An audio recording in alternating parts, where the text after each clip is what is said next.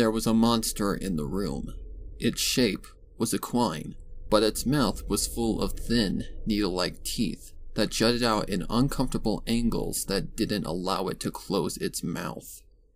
Loose sheets of colored flesh clung to its frame, appearing to be on the cusp of sliding off its body. The visage of the beast gripped Rarity in an icy fear, but there was also a flicker of anger. Yet that anger melted away when the beast turned its head toward her. Did its head turn, or did she imagine it? Even though it had no eyes to speak of, she could feel it boring into her soul. She glanced at a sheet of fabric draped over the edge of a shelf and wanted to pull it over her body in a vain attempt to protect herself from its piercing gaze. Stay away from me! Any moment now, the monster would lumber towards her and rip her to pieces with its mouth full of needles. There was nothing she could do to stop it, for her magic was not strong enough to defend herself. And the monster sat in the middle of her creative room. In order to get out the door, she'd have to pass within a hoof reach of it. However, it never stirred from its spot, though she couldn't shake the feeling that it was always a moment away from moving toward her. How did this monster even get inside of her home? Did she allow this to happen? You've done this to yourself. Who said that? Her vision swept over the room, but she couldn't see where the voice came from. The monster you created. Her eyes widened when she pinpointed the voice. The monster. But its mouth never moved. So how did it speak? What do you mean that I created? I've never created something so hideous! She said, nose crinkling at the thought of her own hooves playing some role in this monster's birth. You wouldn't, would you? Even though its lips never moved, Rarity could swear that she saw the monster sneer. I'm here, aren't I? You gave birth to me. I am a culmination of your talents. No, it can't be true. I don't believe you. I don't need you to believe me. You know it's true. She refused to believe the monster, though she heard a grain of truth in its words. She refused to let the grain take root. You're lying! That had to be the answer. She averted her eyes, not wanting to gaze upon the horrible, lying visage of the monster. Look at me. My existence cannot be denied. Accept the truth. Though the room was not cold, she shook where she stood. No. Accept it. Hot tears threatened to fall from her eyes, so she closed them as tight as she could. But that was not enough. The offending drops of water built in the corners of her eyes, until she could no longer hold them back. She felt the tears stream down her cheeks. Why are you doing this to me? You make it sound like what I'm saying is a bad thing. Shouldn't you be proud of me? I am your greatest creation. No, you can't be. She wanted to deny it, but she felt the roots strangling her heart. This can't be it. Wait until the world sees me. They'll know that it was you who gave me life. Every pony will know. Please, no. No one can know that I made you. And no one ever will.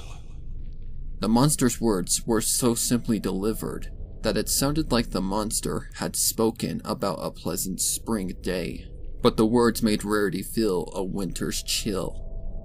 No one will ever know you made anything. What do you mean? You will try and try again to give life to something that everyone will love, but no one will notice. Even if you shout it from the rooftops, they won't hear you. Even if what you create is beautiful, no one will be there to see it. No one will even tell you if they hated it. You will fall into obscurity, forgotten. It will be like you never existed. Tighter and tighter the roots squeezed, crushing her heart to pieces. Cold and painful, Rarity's legs gave out under her. Why do you say that? Why are you trying to hurt me?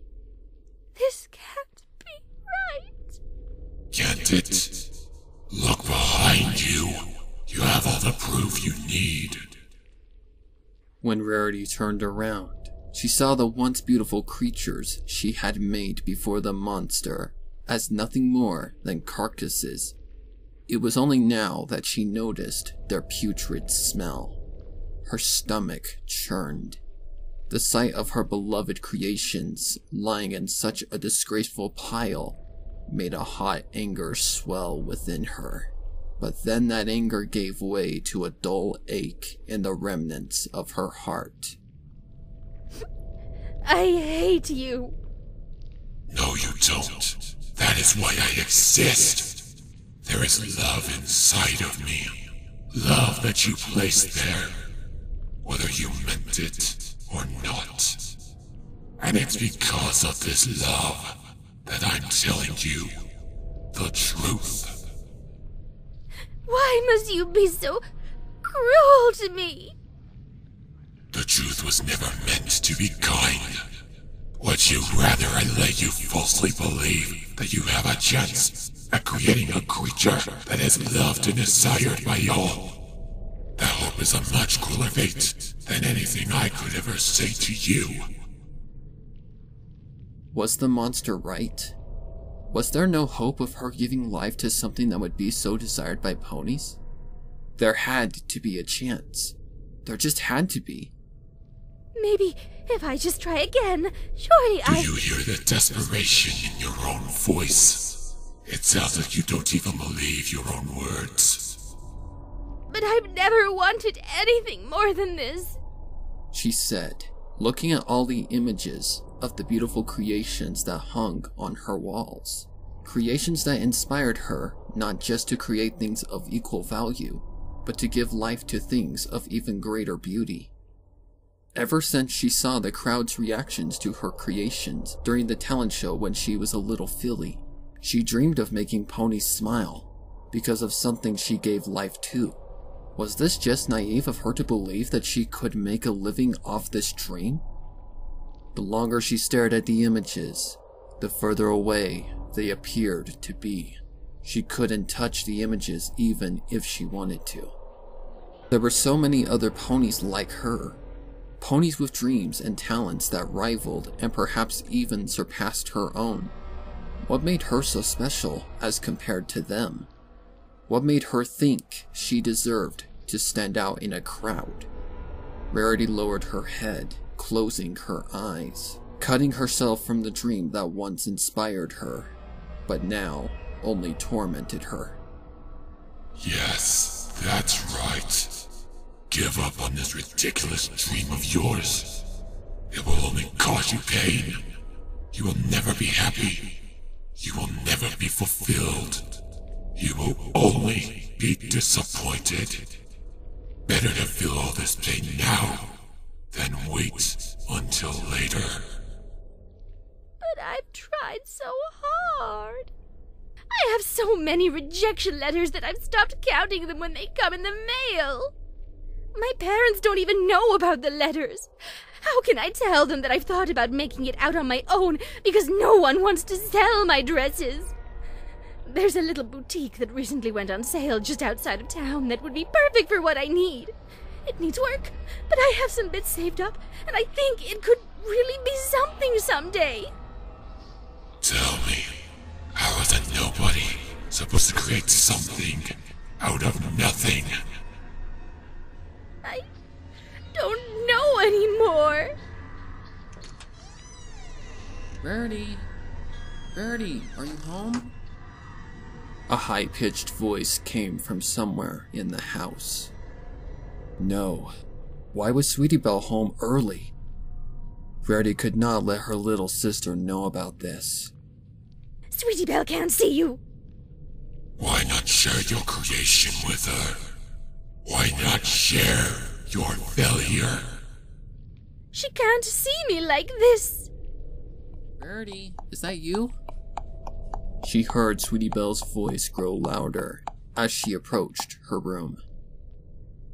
Oh, Sweetie Belle, we're in here. Stop it. But you know you want to share your misery with her. After all, she is the only one that could ever care at this point. Come quick, Sweetie Belle. Your sister wants you to feel her pain. No! A sudden burst of strength. Rarity gripped the monster in a blue field of magic. There was shock in the monster's unmoving face. What are you doing?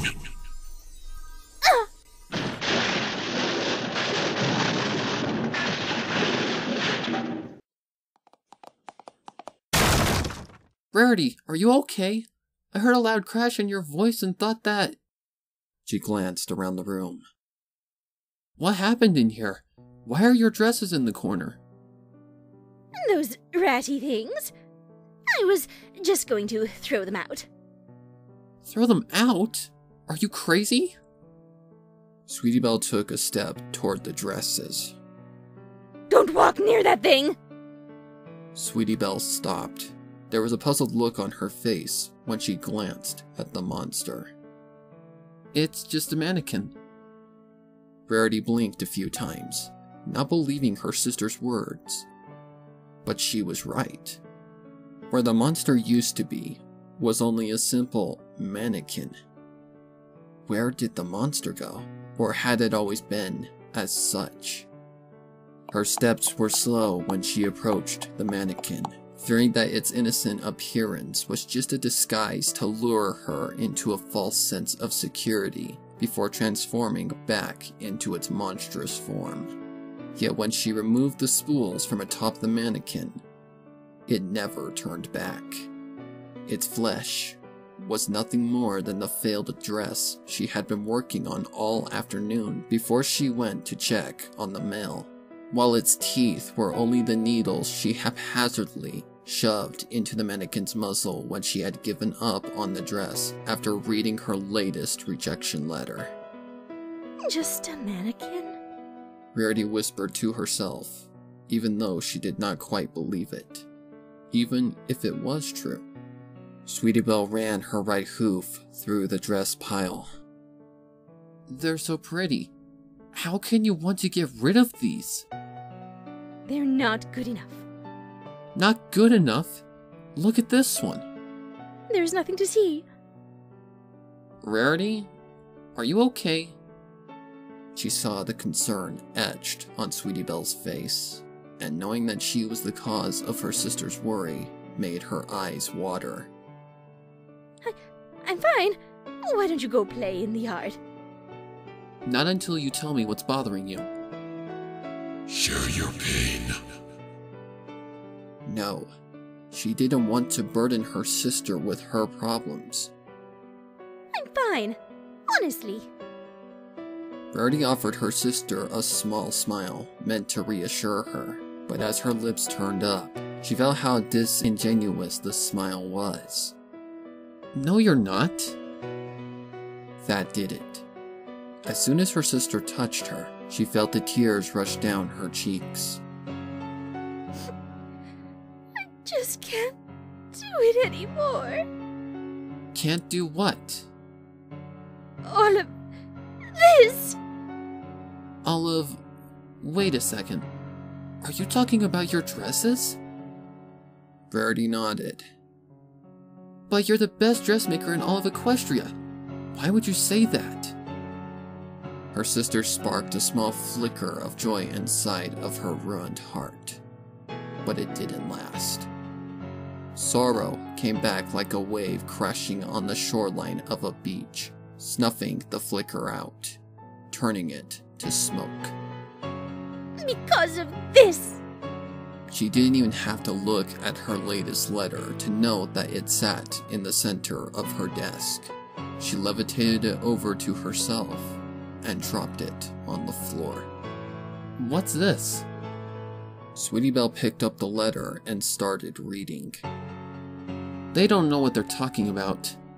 You shouldn't let one letter get to you. But it's not just one! Rarity concentrated on her desk and pulled out one of the drawers. When she flipped it over, dozens of letters rained onto the floor. Don't you see how many there are?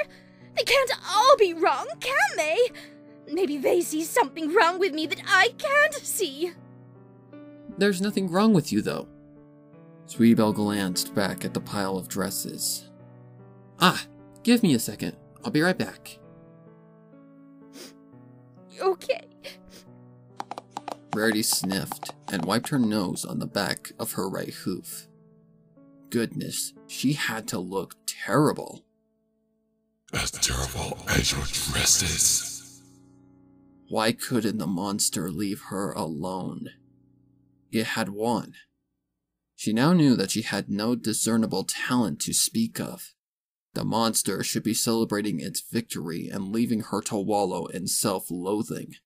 There was no need for it to subject her to this additional torment. I'm back, Sweetie Belle said, carrying one of her dresses. Why do you have that? Tell me what you see. Well, the colors are uninspired and the chain stitching near the hemline is a little sloppy in places. Further proof that she did not have any right to call herself a designer with such amateurish mistakes. Sweetie Belle shook her head. Do you know what I see? I see the light yellow and how you told me you picked the color because it captured the feeling of a spring morning. Yeah, I mean, it still might not be the most inspired color choice, but I guess I had a good reason for choosing it. Mm-hmm. And who cares if you messed up a little on the pattern? Everything else is practically perfect. Plus, you sewed it all by hoof. That's super hard to do. I don't know about that. You just need to have patience. Stop selling yourself short. That's like really cool that you can do that. A smile crept onto Rarity's face, except this time it was genuine. Her sister was right. She had been selling herself short as of late. Perhaps it was unfair of her to be so hard on herself. Maybe. But what does she know about fashion? She's only saying these things because she's your sister and doesn't want to see you upset. Sweetie Belle would not lie to her. Not about something like this. She would. The monster sounded desperate, like it needed Sweetie Belle to be lying. But Rarity knew her little sister. She wouldn't.